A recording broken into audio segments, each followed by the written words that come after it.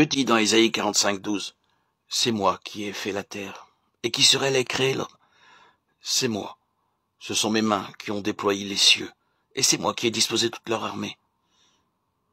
Il nous a créés avec perfection, comme lui-même est parfait. » Le livre de Deutéronome 32:4 dit qu'il est le rocher. Ses œuvres sont parfaites, car toutes ses voies sont justes. C'est un Dieu fidèle et sans iniquité. Il est juste et droit. Dieu dit dans Lévitique 18:5, « Vous respecterez mes prescriptions et mes règles. L'homme qui les mettra en pratique vivra par elles. Je suis l'Éternel. » L'homme, en rejetant le plan de son Créateur, s'oppose à lui. Il est privé de ce bonheur dont parle Paul dans Romains 3:23. Tous ont péché et sont privés de la gloire de Dieu. Nos douleurs et souffrances ne viennent certainement pas de Dieu qui nous aime, mais de nous-mêmes. Dieu est libre et nous a créés libres.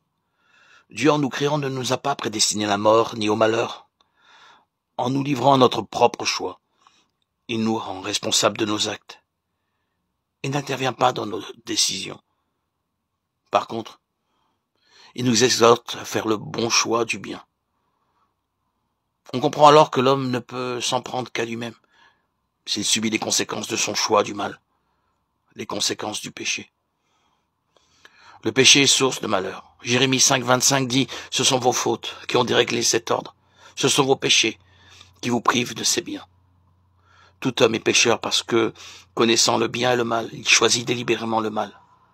Paul dit dans Romains 6:23 « Le salaire du péché, c'est la mort, mais le don gratuit de Dieu, c'est la vie éternelle en Jésus-Christ, notre Seigneur. » Il ne s'agit pas de la mort physique imputable à tout vivant, mais du châtiment éternel de l'âme en enfer. Le jugement est sans miséricorde pour le pécheur. Hébreux 10:23.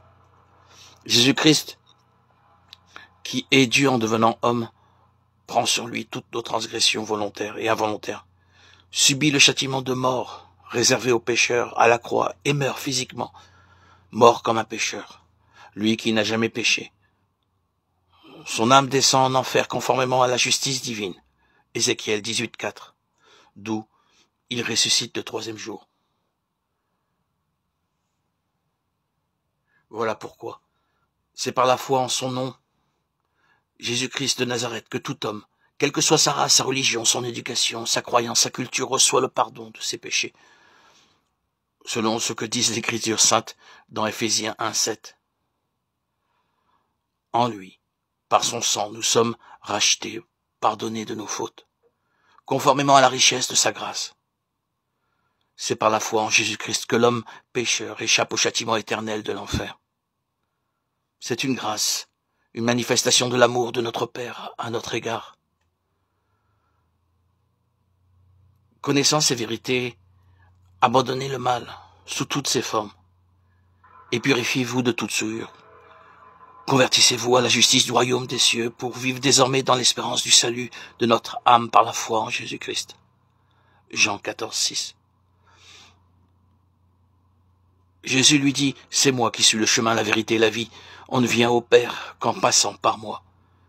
Aimons Jésus-Christ et servons-le, lui seul. » Quand l'homme pécheur meurt, il est jugé et condamné au tourment de l'enfer. Sur la terre, s'il accepte Jésus-Christ comme son Seigneur et Sauveur personnel et se convertit à vivre sans péché, Ézéchiel 18, versets 20-21, il est alors sauvé.